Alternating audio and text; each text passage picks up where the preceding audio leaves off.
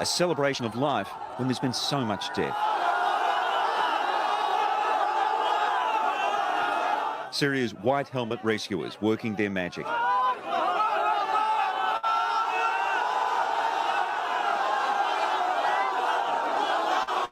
An entire family from beneath the rubble in the village of Idlib. Also in Syria, the tiniest of survivors. A newborn pulled from the rubble, her umbilical cord still attached. Locals sprint to find a blanket. Somehow she made it to hospital, bruised but alive. Incredible rescues unfold across both countries constantly. As this rescue worker slowly picks away at crumbled concrete, the fate of a little girl emerges from the dust. Dad is here. Don't be scared, he tells her. This little boy was found trapped 45 hours after the first major quake struck Turkey. Rescuers fed him water from a bottle cap until he was pulled free. And this girl protects her younger brother as they were trapped for 17 hours. They too eventually were freed. Across the region, children have survived, defying incredible odds, to the relief of their families. But each extrication is getting harder.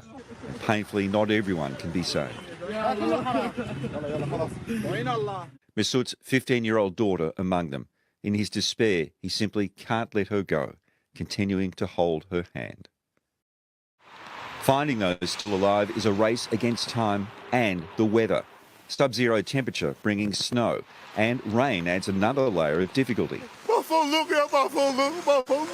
They're speaking, but nobody comes. This man from the Turkish city of Hatay cries. Misery and heartbreak grew here with each passing hour.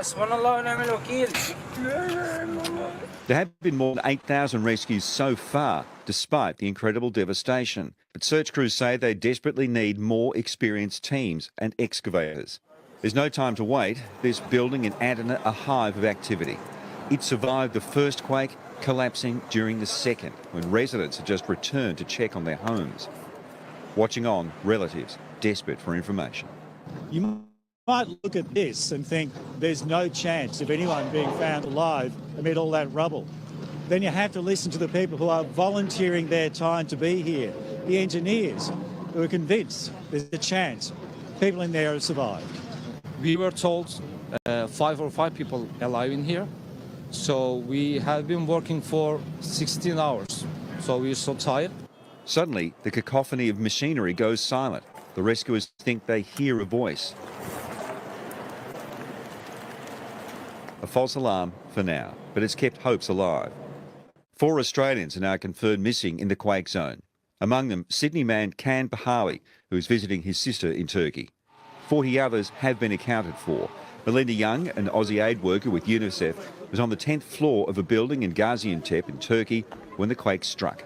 It was absolutely petrifying. I've spent the last 20 years working in crises, but being up there, the earthquake just seemed to go on forever. There were children screaming, people screaming in the corridors, just trying to get clothes on as soon as possible and get down the stairs. But surviving the quake hasn't meant the end of hardship. I haven't washed for 2 days, haven't slept for 2 days. We're using snow to try and flush the toilet because of the lack of water. Tent cities now replace decimated streets as authorities attempt to provide whatever shelter they can.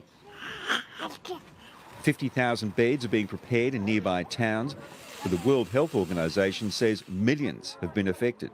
A huge fire at Turkey's largest port has now been contained, with local authorities saying it will be extinguished in the next day. President Erdogan has now declared a 3-month state of emergency in the impacted areas. 22.168 yaralımız var. Calling it one of the biggest ever disasters for our region. 70 different countries and 14 international organisations have pledged their help, and it is starting to arrive. But the scale of devastation here is so immense that help will be needed for a long time.